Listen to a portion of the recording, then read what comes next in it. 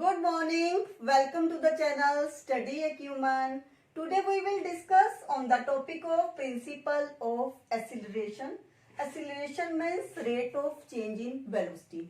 This is a mathematical terms and economics has borrowed from the mathematics. Or this statement has been given by Aftalion in 1907 और Baker-Dyke ने ये 1914 में ये concept दिया था.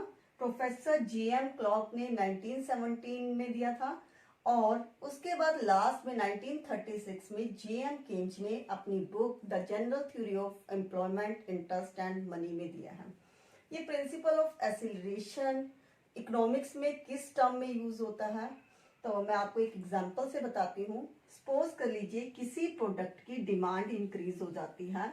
उस डिमांड को मीट करने के लिए हमें इन्वेस्टमेंट करनी पड़ती है. सपोज आपकी कारपेट इंडस्ट्री है.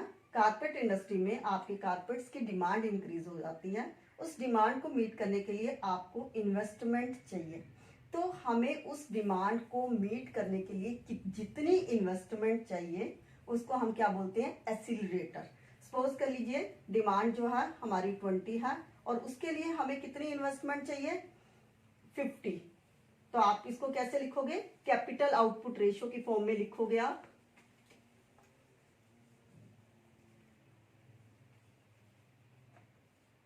तो आपको कितनी चाहिए, कैपिटल कितनी चाहिए 50 और कितनी इन्वेस्टमेंट के लिए चाहिए 20. तो आपका कितना हो जाएगा, एक्सीलरेटर कितना हो जाएगा 2.5. तो आप यदि यहाँ पे 60 है कैपिटल और उसको आउटपुट 20 है तो एक्सीलरेटर कितना हो जाएगा 3. तो जितनी भी डिमांड को मीट करने के लिए इन्वेस्टमेंट चाहिए this is known as the accelerator. इसको हम फॉर्मूले में भी दिखा सकते हैं. W मीन्स एक्सीलरेटर और delta K means change in capital, change in income. तो कैपिटल में, इन्वेस्टमेंट में जितना चेंज आता है इनकम और आउटपुट के कारण उसको हम क्या बोलते हैं, accelerator. So this is the concept of the accelerator. Next topic is assumptions. First assumption is no excess capacity in consumer goods industries. Consumer goods industries में जितनी भी capacity होती है it is fully utilized by the firm. There is no surplus in the capacity. यदि आपने demand increase करनी है तो आपको इन्वेस्टमेंट, नई इन्वेस्टमेंट करनी होगी. Next point, fix capital output ratio. Fix capital output ratio is same like 3:1 है तो वो भी सेम रहेगा इन एवरी ईयर. 4:1, 5:1. तो जो भी कैपिटल आउटपुट रेशियो है it will remain constant. Permanent increase in demand. यदि परमानेंट आउटपुट इंक्रीज होता है तभी हम इन्वेस्टमेंट को इंक्रीज करते हैं. Firms will increase capacity. जो फर्म्स हैं वो अकॉर्डिंग टू डिमांड अपनी कैपेसिटी को इंक्रीज कर सकते हैं. दैट मीन्स न्यू इन्वेस्टमेंट कर सकते हैं. Capital equipment is indivisible. हम जो कैपिटल इक्विपमेंट है लाइक मशीन है, कोई इक्विपमेंट्स है, उसको हम डिवाइड नहीं कर सकते. सपोज कर लीजिए मशीन की लाइफ 5 ईयर्स है और मशीन जो है 5 ईयर्स तक चलेगी. हम तो मशीन को ये नहीं है कि पहले ईयर हम मशीन का इतना पार्ट यूज कर लेंगे, दूसरे ईयर इतना कर लेंगे. तो आपको स्टार्टिंग में ही जो है you have to buy a full machine. Next point, availability of credit. Credit is also available to meet the current demand. Law of constant return.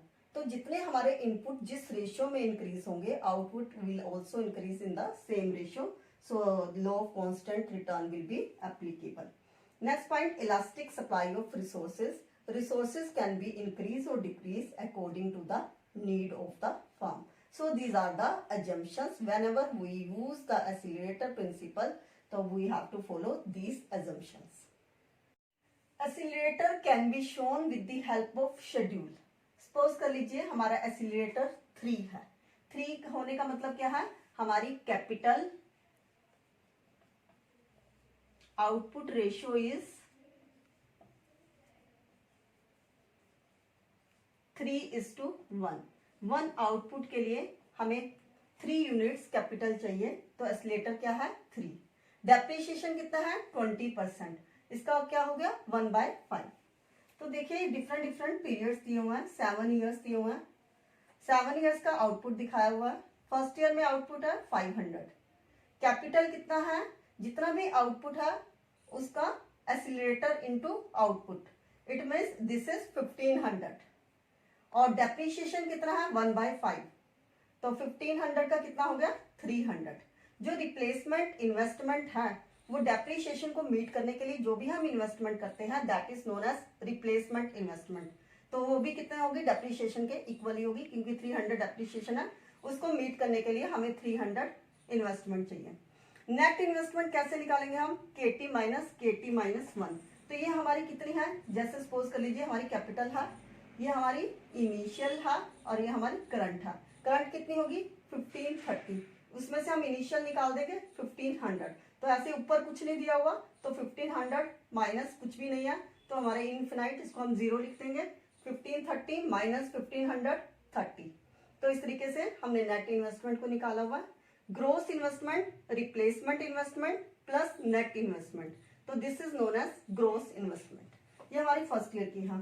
Second year में सपोज कर लीजिए आउटपुट इंक्रीज हो जाता है 510, कैपिटल भी 3 times, depreciation जो है हमारा किस पे लगेगा, जो हमारी इनिशियल पहले ईयर की कैपिटल है लाइक 1500 पे लगेगा, और थर्ड ईयर में किस पे लगेगा 1530 पे, क्योंकि डेप्रीशिएशन किस पे लगा जाता है पुराने ईयर की कैपिटल गुड्स पे, तो ये कितना आएगा 300। और रिप्लेसमेंट इन्वेस्टमेंट कितनी होगी, जितना डेप्रीशिएशन होगा। नेट इन्वेस्टमेंट हमारी कितनी होगी, मैंने आपको बताया था, यहां से माइनस करेंगे 1530 माइनस 1500, ग्रोस इन्वेस्टमेंट इन दोनों को प्लस करके। ऐसे ही थर्ड ईयर में हमारा आउटपुट इंक्रीज हो जाता है, कैपिटल भी हमारी 3 टाइम्स होगी, डेप्रीशिएशन अब हमारा किस पे लगेगा 1575 पे नहीं 1530 पे, जो पुराने साल की कैपिटल गुड्स हैं, यही हमारी रिप्लेसमेंट होगी। डेप्रीशिएशन ही सारा पूरा के पूरा रिप्लेसमेंट है। देखिए नेट इन्वेस्टमेंट हमारी क्या होगी, यहां से हम निकालेंगे 1575 माइनस 1530 45, ग्रोस इन्वेस्टमेंट को हमने रिप्लेसमेंट प्लस नेट इन्वेस्टमेंट को प्लस करके हमारी ग्रोस इन्वेस्टमेंट आ गई। तो इस तरीके से डिफरेंट पीरियड्स में हमें आउटपुट दिखाया हुआ है। आउटपुट और कैपिटल की कैपिटल आउटपुट रेशियो क्या है 3, तो जितना आउटपुट है उसको मीट करने के लिए हम कितनी कैपिटल लगाएंगे 3 टाइम्स की कैपिटल लगाएंगे।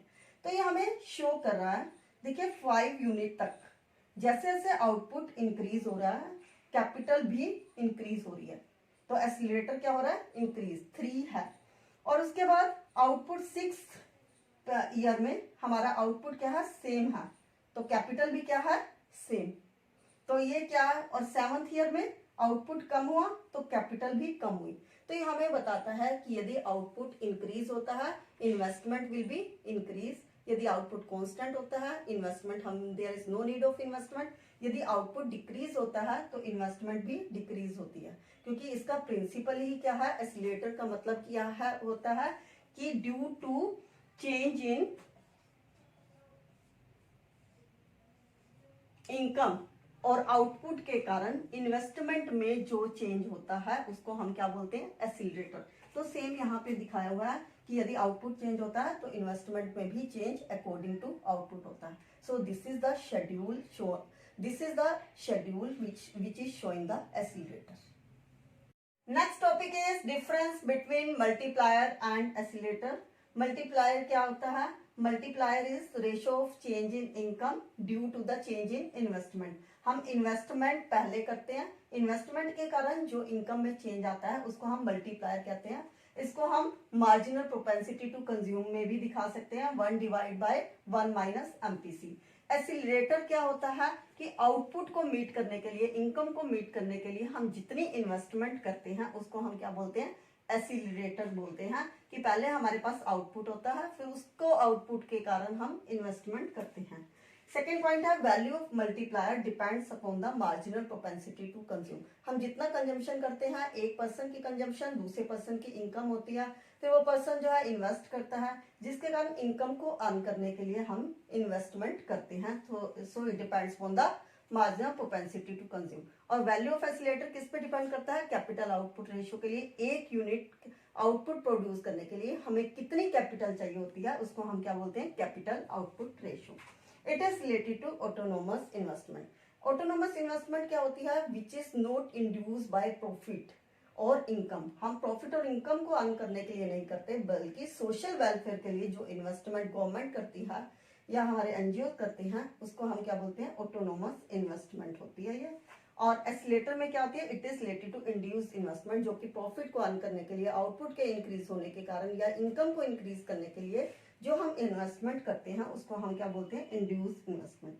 MPC is influenced by psychological factors, हमारे psychological factors like taste, preferences, culture, ये हमारे किसको इफेक्ट करते हैं, हमारे कंजम्पशन को इफेक्ट करते हैं।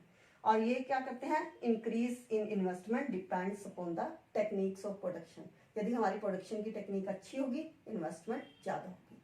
सो these are the differences of the multiplier and accelerator. Next topic is super multiplier.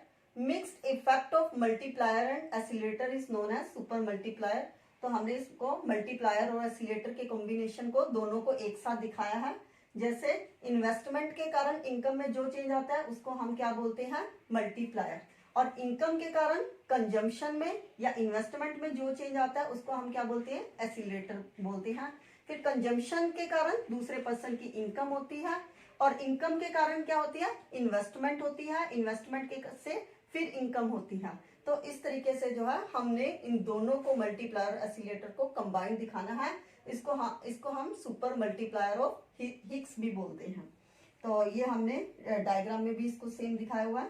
X axis पे इनकम, वाई एक्सिस पे कंजम्पशन एंड इन्वेस्टमेंट दिखाई हुई है। This is the supply curve, SS is supply curve, और ये हमारा MD है, MD is demand curve. तो ये कहाँ पे इंटरसेक्ट कर रही है, ई पॉइंट पे। ई पॉइंट पे हमारी कितनी इन्वेस्टमेंट है, दिस इज द इन्वेस्टमेंट, और इतनी हमें इनकम हो रही है। तो इसका मतलब इतनी इन्वेस्टमेंट करने से हमें इतनी इनकम हो रही है। अब सपोज कर लीजिए कि हमारे यहाँ पे ऑटोनोमस इन्वेस्टमेंट है। ऑटोनोमस इन्वेस्टमेंट के कारण हमारी डिमांड तो यहीं से शुरू होगी, तो ये हमारा क्या बन जाएगा, एम एन जो है डी कर ऊपर शिफ्ट कर जाएगा, तो ये हमारा एम एन हो जाएगा। इस कर्व पे ये कहाँ पे इंटरसेक्ट कर रहा है, E1 पे। E1 पे करने से हमारी इनकम कितनी हो रही है, Y2। यहाँ पे हमारी इनकम कितनी हो रही थी, Y, और दिस वन इज Y2, इतनी इनकम हो रही है।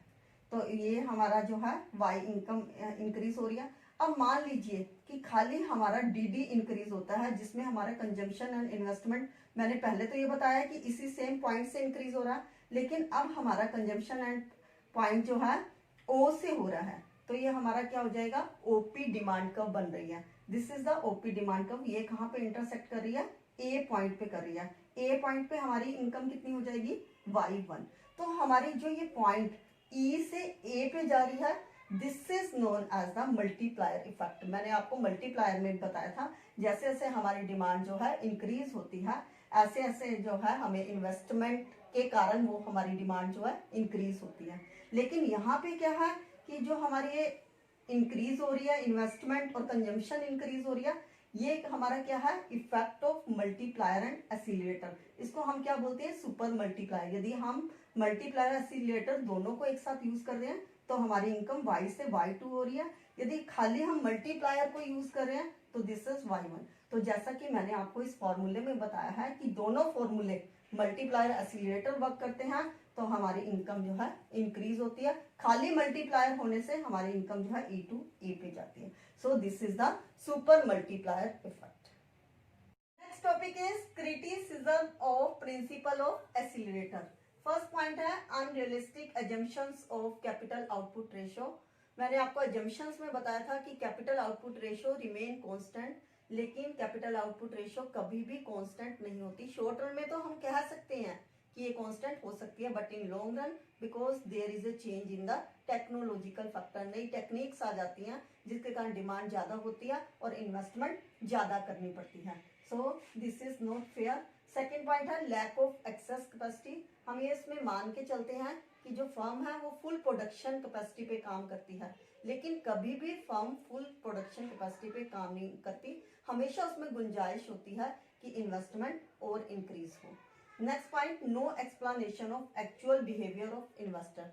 हम ये बात करते हैं जैसे ही डिमांड इंक्रीज होती है या आउटपुट को इंक्रीज करने के लिए इन्वेस्टर इन्वेस्टमेंट करते हैं, लेकिन कभी भी इन्वेस्टर जो है तुरंत इन्वेस्टमेंट नहीं करते। वे हमेशा अपने ओपिनियंस ऑफ अदर्स और डेलिब्रेशन फ्रॉम अदर्स जो है they take the decision.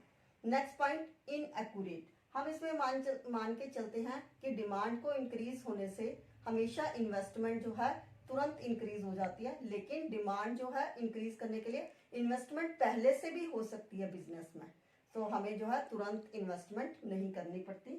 Next point, limited use. This law is applicable only in the case of increase in demand. Decrease in demand के केस में एसिलेटर वर्क नहीं करता, so it is not showing the turning point of the trade cycle. So these are the criticism of principle of oscillator. इसके साथ ही ये topic finish. For more videos please like share and subscribe my channel.